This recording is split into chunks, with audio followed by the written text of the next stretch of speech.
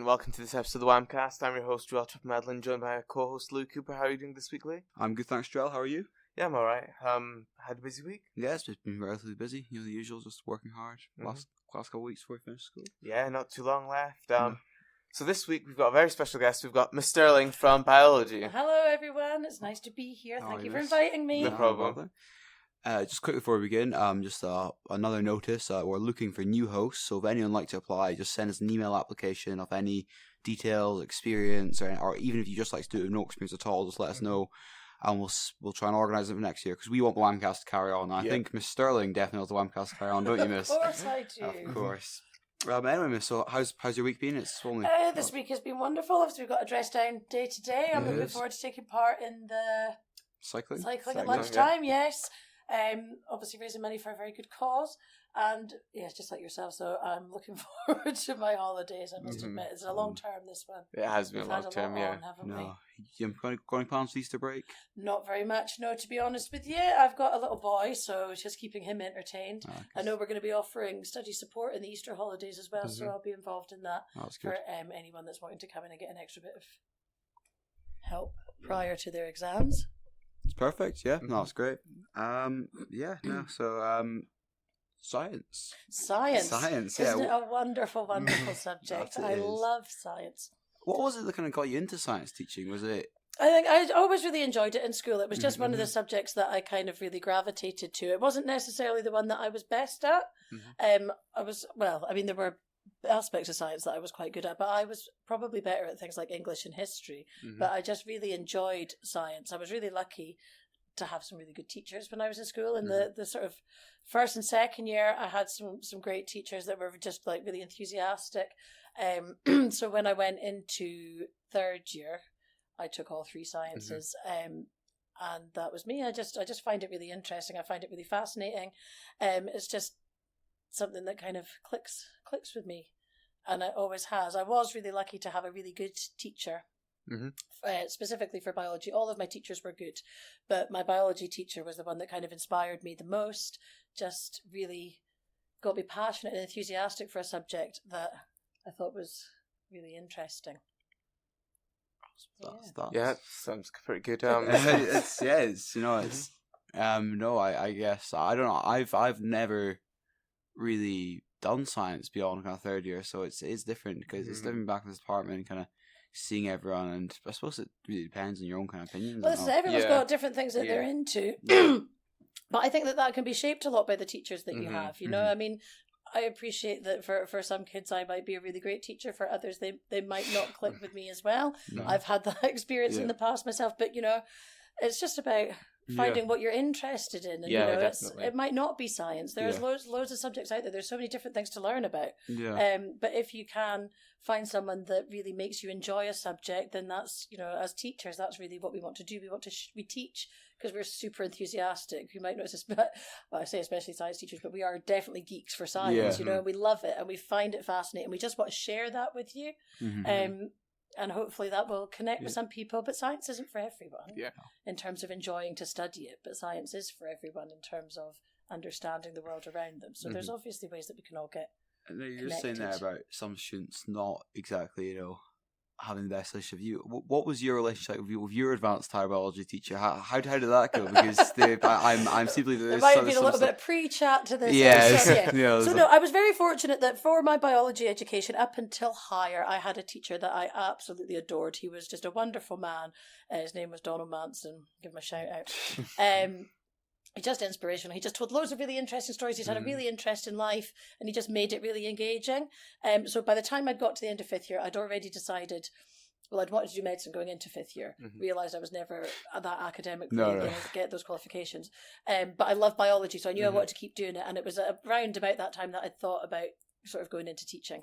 But then I started my advanced higher course, and there was a teacher there that I did not get on with at all. I don't know what it was, and I find it funny to talk about this because I know kids feel that some teachers don't like them, and as a teacher, me personally, there are no kids that I dislike, and I don't think many teachers actually feel that way. No, I felt like this woman actively disliked me. She would always it was my friendship group that were in the class, but she would always pick on me as being the one that was like the bad influence. Like we would all come into class and I would be the troublemaker before we, I'm the chatty one. Even though we're all talking, I'm the chatty one.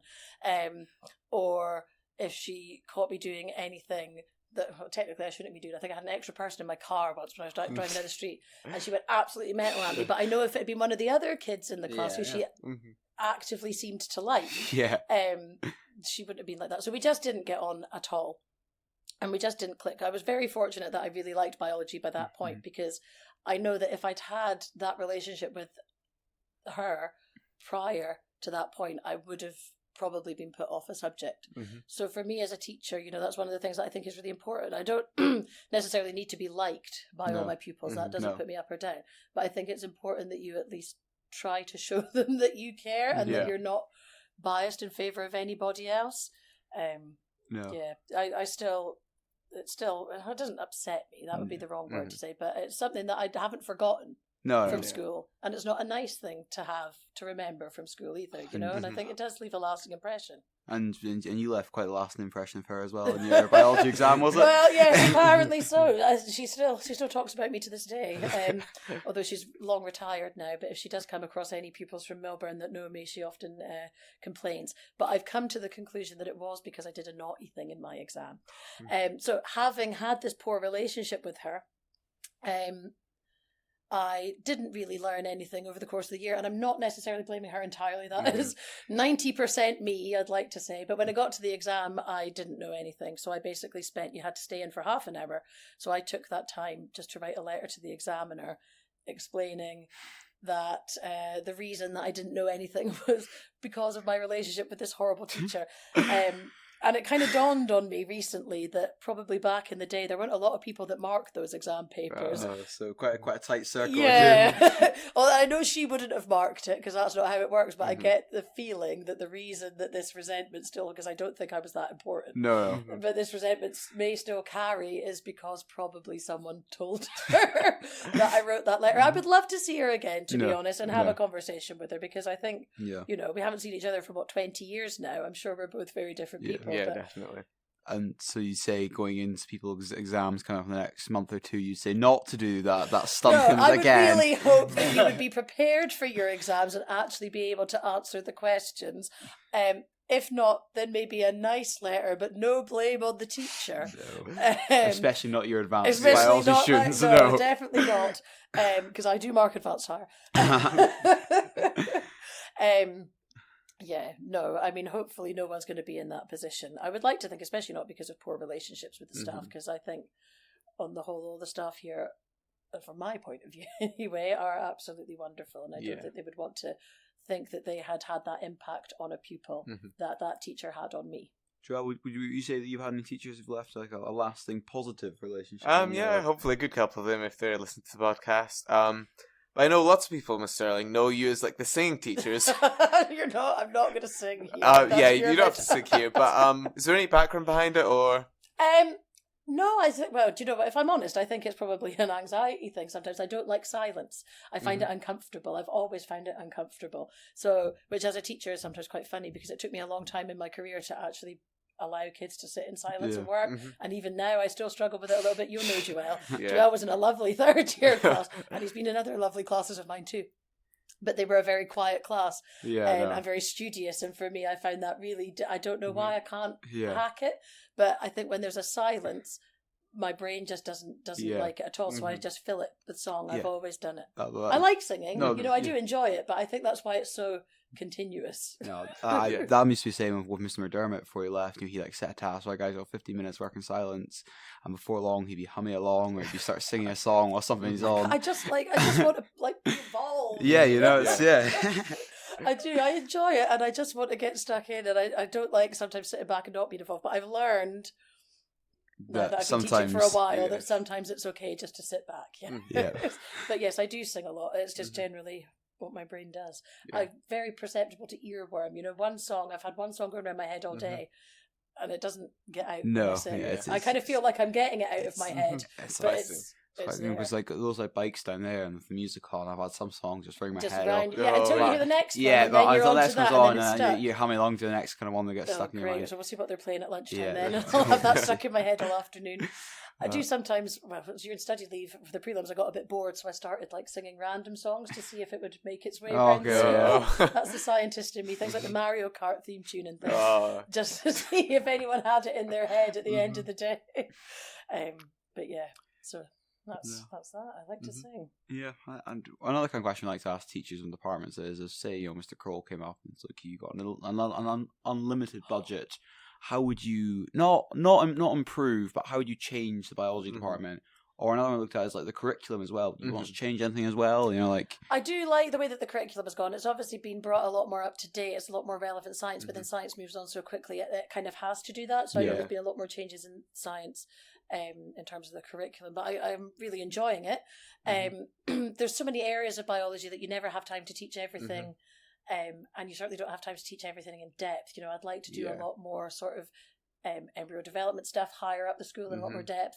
I'd like to cover genetics in a lot more detail than we do now. There's probably other things, but I can't remember what they are off the top of my head. But those would be two things that I'm really fascinated. And evolution we do, but again, I just find it really interesting. Would love us to cover it in more depth. In terms of if I had an unlimited budget, well, I mean, obviously science equipment isn't cheap. No. We have like a PCR machine. The PCR is part of the higher course. not the COVID tests. No, but that is the the equipment that they use to test Oh, for okay. COVID when you go for a PCR test. But it's that actual scientific process, the steps.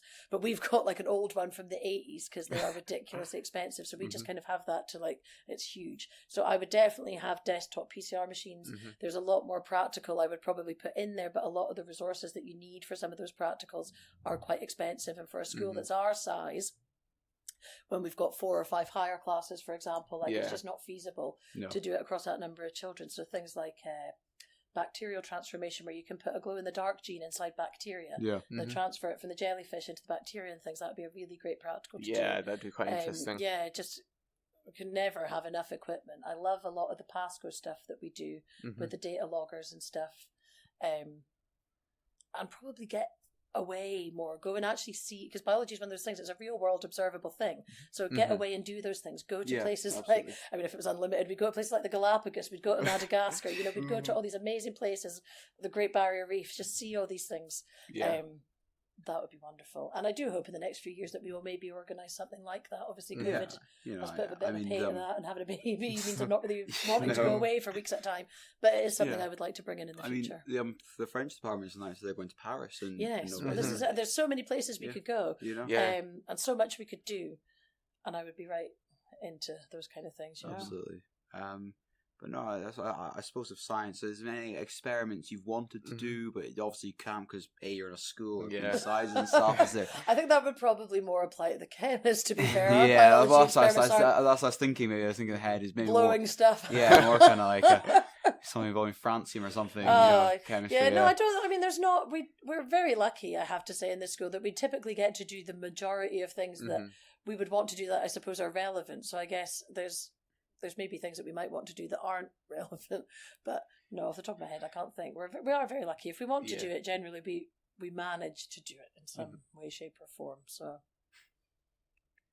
I think that about wraps it up. And one question we like to ask everyone who comes on the show is: if you were on a desert island and if you could only have one type of food to eat for the rest of your life, what would it be? Oh man, I mean, clearly I like to eat, probably. I mean, my go-to was always something pasta-based. So I think if there was pasta there and that was it, I'd live quite happily. I love fish though as well. Oh, okay. So can I have fish pasta then? Maybe? Yeah, like a seafood pasta. If pasta. I could get the fish from the water because I'm on the desert island, and I had the pasta there, that would be me happy as Larry till. Do you have any kind of favourite kind of pasta, like a tagliatelle, a penny? I do like a seafood linguine. Oh, absolutely lovely. That's a good choice.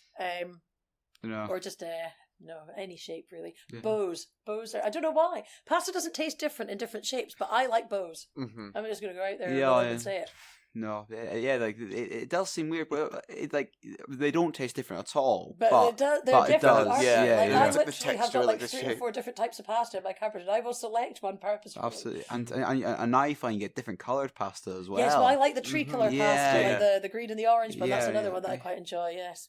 Is it different flavors? Is it? Yeah, it's... They are actually. They're carrot and spinach. So there you Oh, go. okay, Just a school alright. day, guys. We can always learn something new. And I suppose a question we've started asking a couple of our guests is, just because you're saying how you like to sing, if you listen to one album or one kind of song for the rest of your life. Do you know that's quite a good question to ask. I don't think I have an answer though, because the thing is, I could give you the lyric for the lyrics from any song ever for a start. See, the minute you ask me to name a song, instantly all songs disappear from my head. Of course. So I don't necessarily have it, but I love music. Yeah. I do like all types of music. I will listen to anything. I'm not too into like really heavy metal stuff. Oh, okay. But other than that, like there's too many. Like, how could I pick? There's too many different genres of music that I really like. Yeah. Too many artists that I really like. Live music. I just like live music. Yeah, that's. I've been to festivals and stuff on multiple occasions, and I just absolutely love being in a crowd and listening to live music. Anything. Give me anything, and I would enjoy it. I'm thinking that there's fewer greater things in the world than live music. Absolutely. I've been to a couple of concerts recently since like that stadiums and stuff reopened, and you just forget how good it is. It is, honestly, it's just the best thing. Standing in a crowd and listening to a band and all singing along. Yeah, Probably one of the greatest artists I've ever saw was Amy Winehouse at Tea in the Park when she was alive. That was really emotional, actually. Incredible, absolutely. Like I suppose if it got into my head, if I had to pick, it would be someone like Amy. I thought she was an amazing artist, beautiful voice. Yeah, but no, nothing can beat. Nothing can beat it. I No, don't think. I completely agree. It's one of the best things. Concerts, in the world. festivals, and it's quite incredible live music. So I think that's our kind of words of wisdom from this week. If you're ever offered tickets, pasta, live music, and be nice to your teachers. If we're going to surmise the whole gist of the conversation. So if you, that'll be the kind of like the headline for this week's episode. It'll be Miss Stirling, live music, different pasta, and be nice to your teachers. I'll maybe squeeze biology in there somewhere. We might have talked a little bit about biology. But no, anyway, thank you very much for coming on. Yeah, thank you very much for inviting me. Thank you. I was very nervous, but I'm glad to have done it. No, you're great. Thank you. Great, thank you. We will be maybe next year. We'll be back on for a new set of fingers hosts. crossed, guys. If you're interested, I'm really. There's a really simple setup here. All you've got to do is talk, and I know there's plenty of you out there that can do that. So I would highly encourage you to get involved with this. If you're looking to do something sort of extracurricular. The boys have done a great job so far, so you just have to pick up the torch and run with it. If there's anyone looking to go into media or anything next year at uni, it'll look incredible in your CVs. Yeah, like to have this. It'll definitely be something which will make you outshine the rest. Anyway, or even if you're not going into media, like just general even not job. show that commitment, but like we kind of started this because I was almost doing journalism at one point. Right. And but you can have a podcast about anything you're interested in, can't you? So if there's something that you're passionate about, obviously this one is a Melbourne-based podcast, but this will give you the skills to perhaps launch a podcast of your own about something that you are really particularly passionate about. So that's perfect. Excellent. Anyway, thanks very much, and we'll see you all next week.